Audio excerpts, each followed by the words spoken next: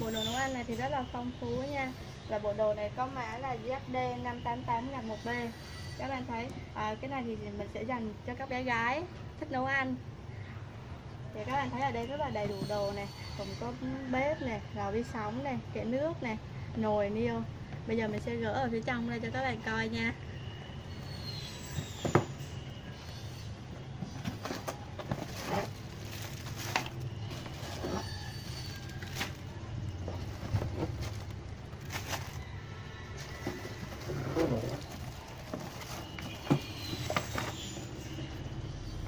Cái kệ này thì dành cho bé khoảng 3 tuổi là có thể chơi được này.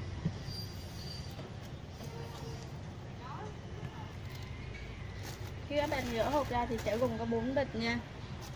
2 bịch này là dùng để ráp thành một cái kệ này. Đây là những cái đồ để trên kệ, như là cái đồ muôi này, dĩa này, cái là bình nước, để trái cây, nồi. Có 4 bịch. Mình sẽ thu cái kệ ra để ráp cho các bạn coi trước này.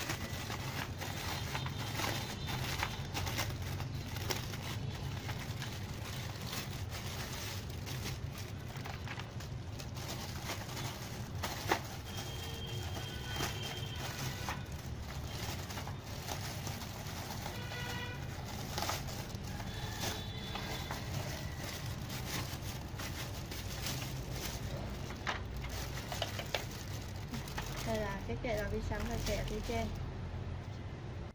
Bây giờ mình ráp cái sản phẩm cho các bạn coi. Mình sẽ ráp ở phía dưới trước nha.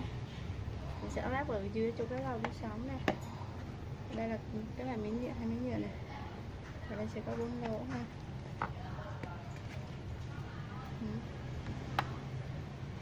Các bạn sẽ gắn từ dưới lên đây như thế này. Ở đây nó có một cái chốt này. Khi các bạn gắn vô đúng cái chốt này là nó chắc. Và khi mở ra các bạn phải đẩy lên để các bạn hãy mở ra nha. Đây là cái cửa của lò vi sóng đây. Các bạn để như thế này, nhưng trước khi các bạn để vô đường thì các bạn phải gắn cái phía trên này vô.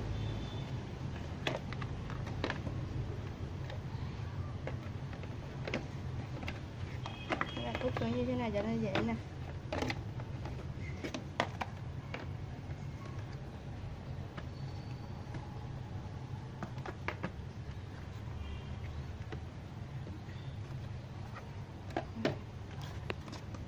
Giờ mình sẽ lắp cái cửa này.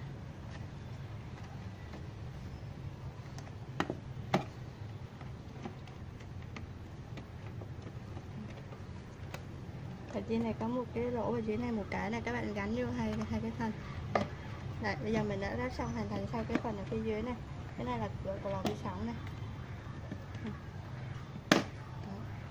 Đấy, để giống như các bạn nhìn giống như trong hình thì các bạn sẽ dán cái này lên ha. Các bạn sẽ dán cái miếng này lên ngay trước cái lò vi sóng này. Giờ là cái thân ở phía trên.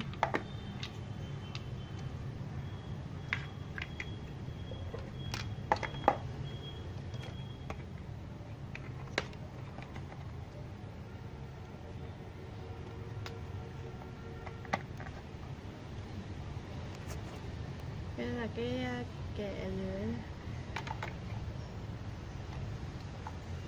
Các bạn sẽ ấn nó vô với cái răng này.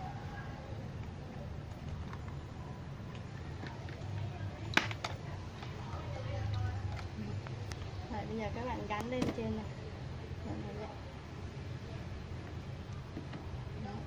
Bây giờ thì mình đã hoàn thành xong cái kệ về cơ bản. Đây là hai cái giỏ. Hai cái giỏ đất hai bên.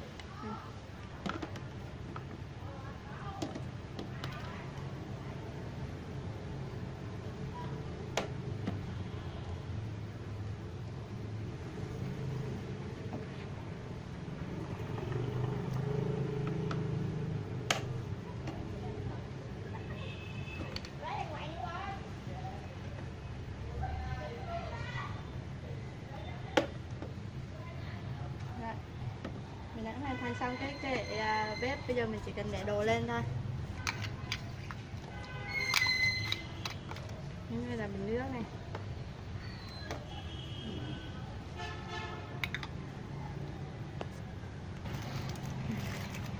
trong.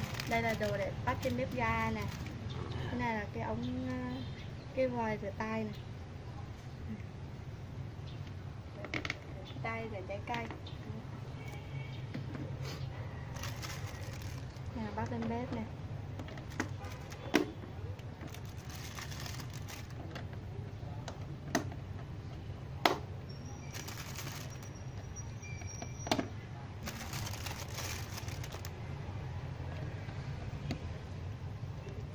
Đây là cái đúng đó.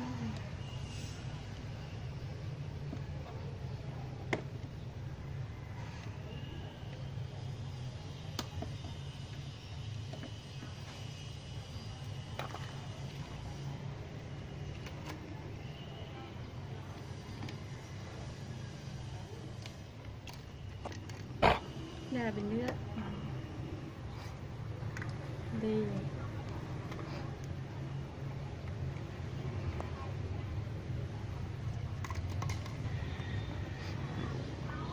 Đây là cái ấm nước.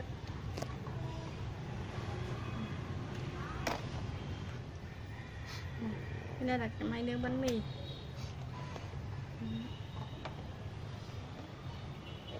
Cái này là nồi chảo. Trái cây thì để bên này.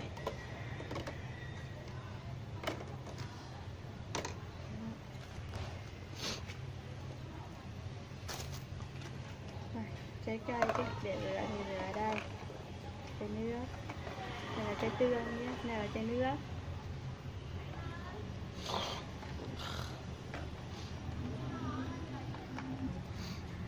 Đây là bộ nhà bếp sau khi mình đã ráp xong. Bây giờ mình sẽ đo cho mọi người coi kích thước.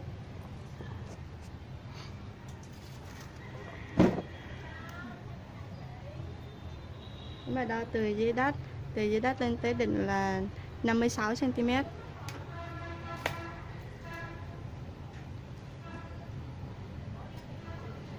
Nếu mà tính ngang của bếp là 21 cm.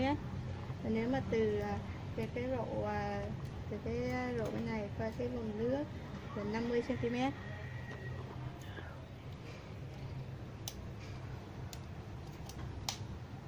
Cảm ơn các bạn đã theo dõi video. Hẹn gặp lại các bạn ở video tiếp theo.